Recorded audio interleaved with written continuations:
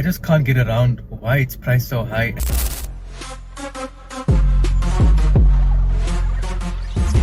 Guys, welcome back to the channel. Today I've got the Ford Puma.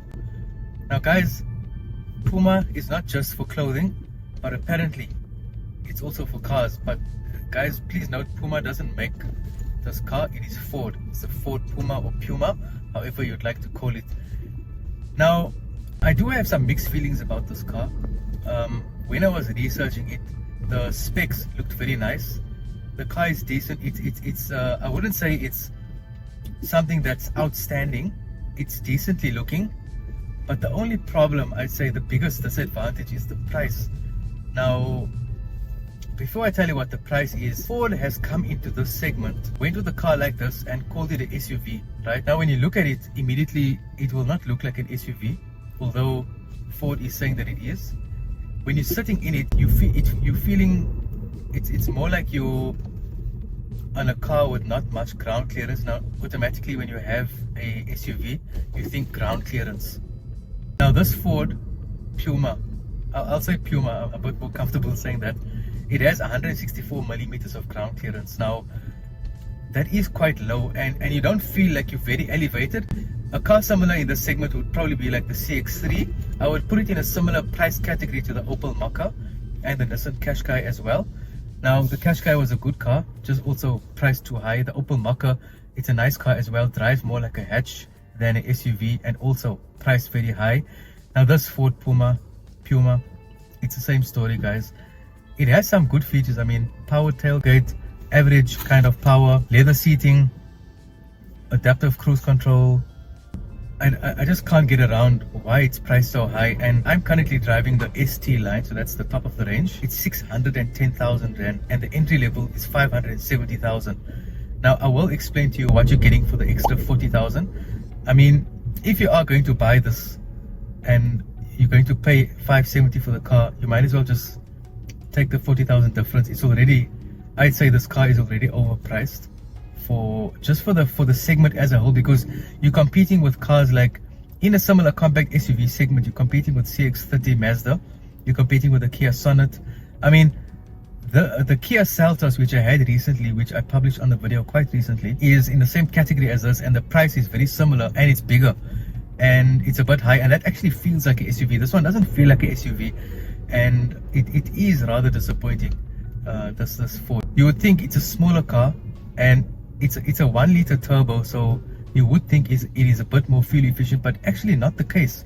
I'm averaging 8.2. I was averaging between 7.9 to 8.2 liters on this car, and Ford actually claims 5.3. Now 5.3 liters would be honestly very difficult to get in this car, and with a 42 liter fuel tank, on averaging about 7.9 to 8.2, you're looking at not much more than 400 kilometers on the range, which is not that great.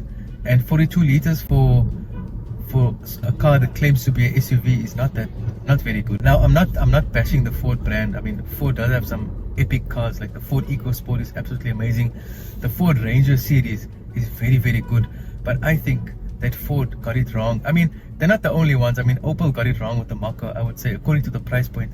And the Nissan Qashqai also, that's why the Qashqai has also been discontinued, and they also got it wrong with that one. It had some great features, but it just wasn't up to par with all the competitors in the segment. And like recently you would have seen the Honda Elevate came, it's also competing in the same category, and they really did a good job. And it's priced, it's almost like you get more car for your money for the Honda Elevate, and it's bigger and it's cheaper than this car. And even though this does have cruise control and the Honda Elevate doesn't, I'd still pick the Honda Elevate over this Ford Puma.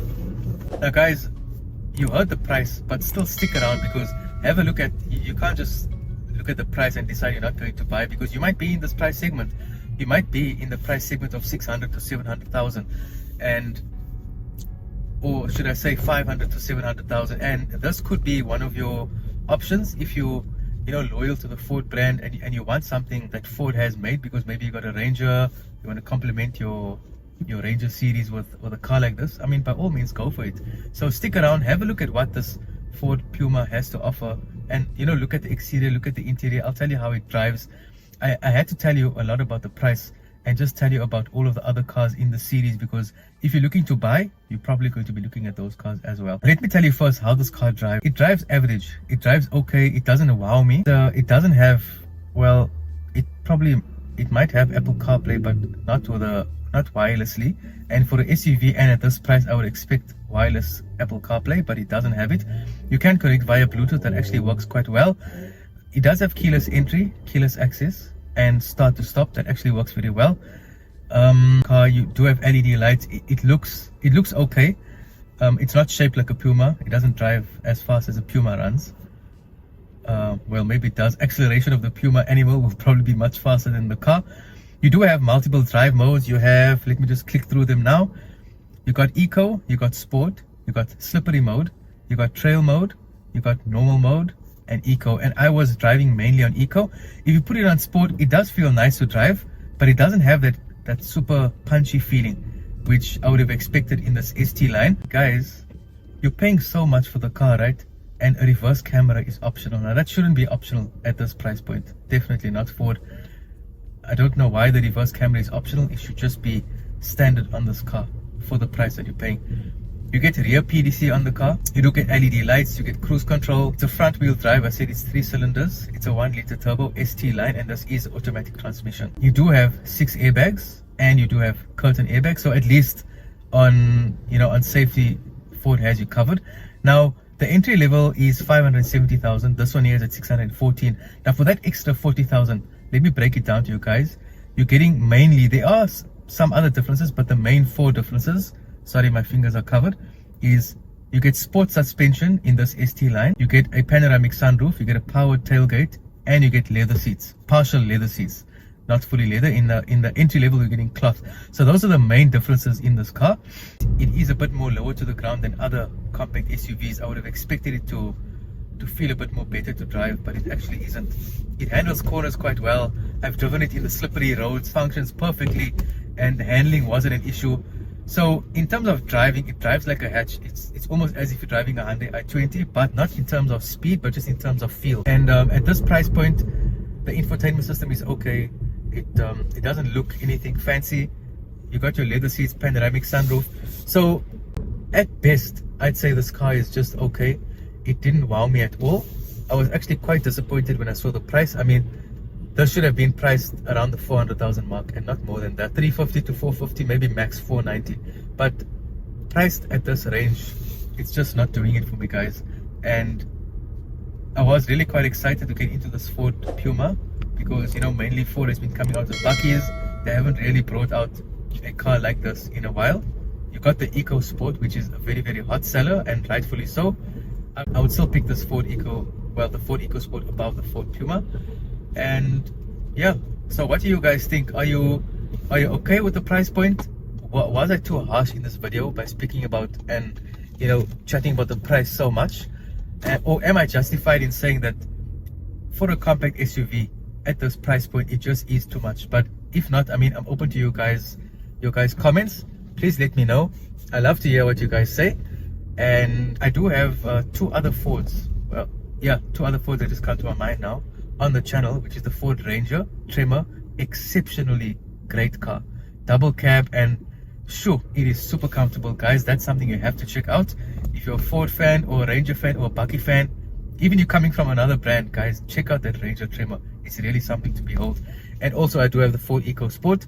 And if you're wondering why you're seeing so many Ford Eco Sports on the road, watch that video and you'll find out why that car is so popular. But definitely I would say that Ford hit or miss with this one, but not to say that they don't make good cars. They definitely do. And I'm excited to see what other people say about this car and what you guys say, and let's see what the response Ford has if they bring out another car like this, and maybe they'll do one better. So guys, that's it for today. And if you're wondering what is this Ford Puma all about, I hope you learned something. I hope you found it informative. I hope you found it fun to watch. And guys, I will see you in the next video. Oh, wait, don't go yet. Like this video, subscribe to the channel right now. If you finish like the video, if you finish subscribe to the channel, now you guys can click on one of the other 2 videos that YouTube is suggesting to you.